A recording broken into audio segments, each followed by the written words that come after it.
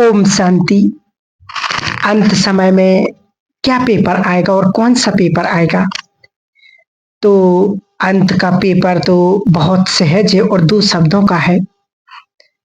Paper मुश्किल नहीं है, लेकिन पेपर करने में अटेंशन चाहिए। बाबा ने कहा है 1 मिनट का ही पेपर होना है, ज़्यादा टाइम भी नहीं लगेगा। पेपर क्या आएगा? नष्टो मोहा स्मृति स्वरूप। नष्टो मोहा में सभी बातें आ जाती हैं, संबंध भी आ गया, पदार्थ भी आ गया और सारी प्राप्तियां। तो बाबा ने कहा अगर तुम नष्टो मोहा हो गए तो उस अंत के पेपर में पास हो जाओगे। लेकिन मोह सबसे पहले अपने पहले, क्योंकि संबंध का मोह तो जल्दी मिट जाता, परंतु पदार्थ का मोह कोई ना कोई चीज में हो ही जाता है। किसका पहनने में, किसका खाने में, कोई भी आदत से हमारा यदि मोह होगा तो हम नष्ट मोहा नहीं बन सकेंगे।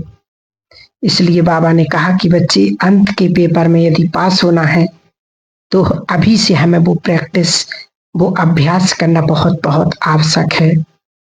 क्योंकि विचार करो, बाबा ने कहा जिनका बैकग्राउंड स्वयं सर्वशक्तिवान हो तो उनको कितनी खुमारी होनी चाहिए कि भगवान से बड़ा संबंध और भगवान से बड़ा साथी तो कोई हो ही नहीं सकता है। इसलिए बाबा ने कहा कि उसका अनुभव करना है तो किसी भी पाप कर्म से सदा सहज बच जाएंगे, क्योंकि पाप कर्म अकेलेपन में नहीं होता है।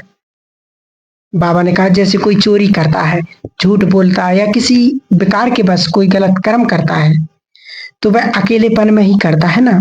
इसलिए अगर अपने को सदा बाप के साथ साथ अनुभव करा तो फिर कभी भी कोई भी पाप कर्म नहीं होगा। कोई भी कर्म, व्यर्थ कर्म अगर बार बार हो रहा है तो उसका एक ही मात्र कारण है, सदा साथी को साथ नहीं रखते हैं, अकेले रहते हैं। इसलिए बाबा ने कहा कि स्वयं को उन प्राप्तियों में अपने आप को अनुभव करना है कि बाबा ने हम सभी बच्चों के लिए क्या पुरुषार्थ बताया है और क्या क्या हमें वो प्राप्तियां बाबा ने कराई हैं, जिन प्राप्तियों को हम यदि याद रखेंगे तो फिर हमें कभी भी हार का मुंह नहीं देखना पड़ेगा, कभी भी माया हमें हरा नहीं सकती है। इसलिए बाबा ने कहा विशेष हम इन बातों का ध्यान जरूर रखेंगे, क्योंकि आज इस बात का हम विशेष ध्यान देंगे। क्योंकि देखिए, जैसे आपको लगता है कि सफल होने के लिए बहुत बड़ा दिमाग चाहिए, बहुत बड़ा पैसा चाहिए, बहुत कनेक्शन चाहिए, आप ये बात सही नहीं सोच रहे, क्योंकि ये गलत है। यदि अपने जीवन में सफल होना है तो उसके लिए सिर्फ आपको एक चीज चाहिए और वो है फोकस। किसी भी चीज में, चाहे पुरुषार्थ में, चाहे दुनिया में, किसी भी क्षेत्र में आगे बढ़ने के लिए हमें फोकस की बहुत बहुत जरूरत है, बहुत आवश्यकता है। लेकिन ये फोकस किसी के पास नहीं। आज हम दुनिया में देख रहे हैं कि सब के सब भटके हुए हैं, सोए हुए। तो लोग व्हाट्सएप, इंस्टाग्राम देखते हैं, शॉर्ट्स में घंटों घंटों बर्बाद कर देते और शाम को सोचते हैं कि आज नहीं हुआ तो चलो कल करेंगे, लेकिन कल कभी नहीं आता है। इसलिए इस समय को, इस अमूल्य समय को बर्बाद ना करें और एक दिन आप खुद फिर पीछे मुड़ करके पाओगे कि हमने इतने सालों को बर्बाद कर दिया है। 10 साल बर्बाद कर दिए, 20 साल बर्बाद कर दिए। देखो, आपका दिमाग बहुत चालाक है, क्योंकि वो आराम चाहता। आप चाहते कि 10 मिनट आराम कर लूं, लेकिन वो 10 मिनट आपके 2 घंटा बन जाते हैं। आप सोचते हैं कि मैं एक रील देख लूं, तो वो वह रील बहुत बड़ी प्रॉब्लम बन जाती है। और इन रीलों में से आपको एक भी याद नहीं रहती है कि हमने 20 सेकंड की रील पर लिखा हुआ होता है वेट फॉर एंड। क्योंकि आज की स्थिति ये हो गई है कि लोग 20 सेकंड भी इंतजार नहीं करते। चाहे आज दुनिया में ट्रैफिक देख लो, हर व्यक्ति को जल्दी है, हर व्यक्ति के लिए इतना आवश्यक हो गया है जल्दी जाना कि 1 सेकंड के लिए भी नहीं रुकना चाहता है। बस भाग दौड़ भागा जा रहा है, इंसान भागा जा रहा, लेकिन उसको पता नहीं वास्तव में कि मैं इस संसार में भाग क्यों रहा हूँ, क्यों इतनी दुनिया के आगे बढ़ चुका हूँ। वास्तव में ये बहुत सोचने की और समझने की बात है। तो आप क्या चाहते हो अपनी जिंदगी में, कि बड़ा बनना चाहते हो, अमीर बनना चाहते हो, तो ये मोबाइल को हमें बहुत छोड़ना पड़ेगा, इन रीलों को छोड़ना पड़ेगा और एक चीज पर फोकस करना पड़ेगा। यदि आप स्टूडेंट हो तो आप पढ़ाई पर ध्यान दो, यदि आप बिजनेस करना चाहें तो आप अपने बिजनेस पर फोकस करो, आप यदि स्किल सीखना चाहते हो तो उस पर फोकस करो। लेकिन यदि आपको श्रेष्ठ पुरुषार्थ करना है तो फिर सिर्फ उस पर फोकस करो। और सबसे बड़ी जो लोग गलती करते हैं, लोग सोचते हैं कि पहले टाइम टेबल बनाएंगे, फिर नोट्स पेयर करेंगे, या ये करेंगे वो करेंगे। सोचो, यदि हमने सोचा तो कभी नहीं कर पाएंगे, और यदि हमने करना ही शुरू कर दिया तो हम बहुत आगे बढ़ जाएंगे। क्योंकि ये हम सब जानते हैं कि कोई भी पेड़ ऊपर से नहीं निकलता, वो जमीन से ही निकलता है। पहले पौधा बनता फिर पेड़ बनता है। ऐसे ही आपको भी ऐसा ही करना पड़ेगा।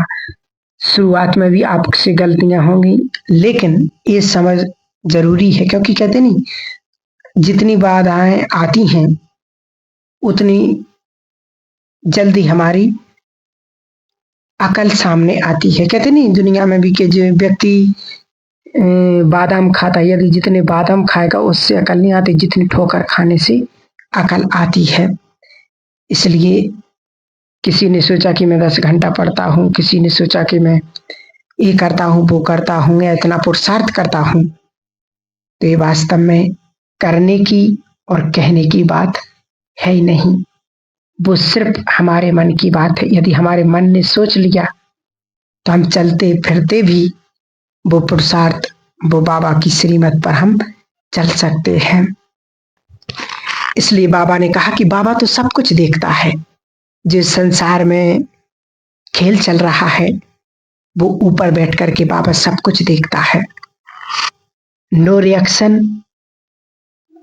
क्यों? क्योंकि ये रहस्य बहुत बड़ा है, क्योंकि वो केवल देखता है कि क्यों हो रहा है, इसके साथ ऐसा नहीं होना चाहिए, ये तो बहुत अच्छा है, ये और पापी क्यों मौज मना रहे, अच्छे लोग कष्ट क्यों पा रहे हैं। एक प्रश्न बहुत लोग पूछते हैं, क्या है ये? पापी मौज मना रहे, अच्छे लोग कष्ट पा रहे हैं, अच्छों की कोई सुनता नहीं है, पापियों की सब जगह जय जयकार होती है, बाबा कोई संकल्प नहीं चलता। क्यों?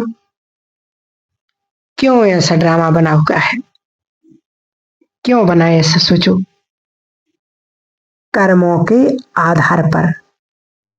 क्योंकि ये किसी बाबा ने लिख तो नहीं दिया है, मनुष्य ने जो कर्म किए हैं उसका फल उसको मिला है। ये सब ड्रामा होगा। ड्रामा में पाठ को, एक एक कर्म को, बाबा को ये संपूर्ण ज्ञान है और हमें भी है, जिनको नहीं है होना चाहिए। क्योंकि हर आत्मा का अपने अपना पाठ बजा रही है कर्मों के अनुसार।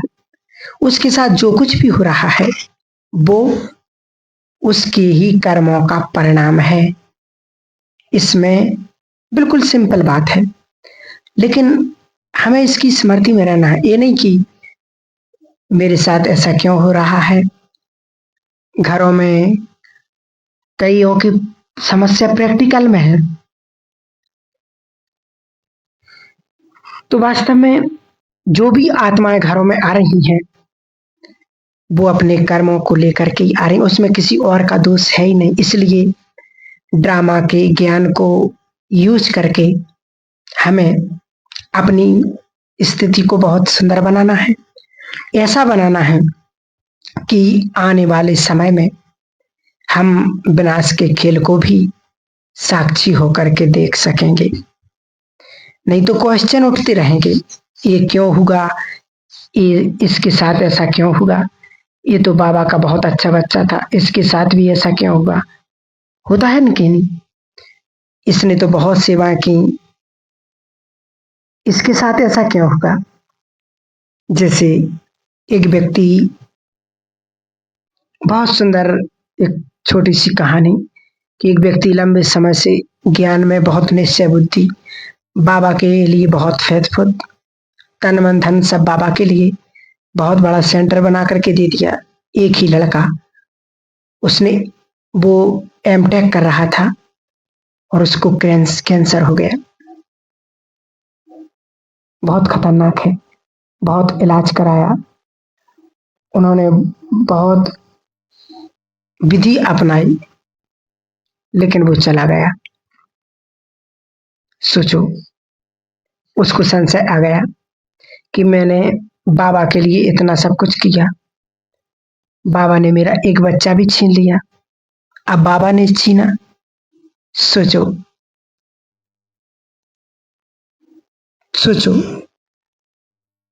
कि उस आत्मा का इस आत्मा के साथ कर्मों का संबंध इतना ही था। बीमारी तो एक कारण है, लेकिन हिसाब किताब यही समाप्त हो रहा था, इसलिए इसमें कोई कुछ भी नहीं कर सकता है। उसको ये बीमारी ना होती तो भी उसको जाना ही था। तो हम अपने ज्ञान को, ड्रामा के ज्ञान को भी और कर्मों की गुहि गति को भी, बहुत इम्पोर्टेंट चीज है, इसलिए एक कर्मों की गुहि गति को समझें और ड्रामा के राज को समझें कि बाबा ने कहा ये सब कुछ होना ही है।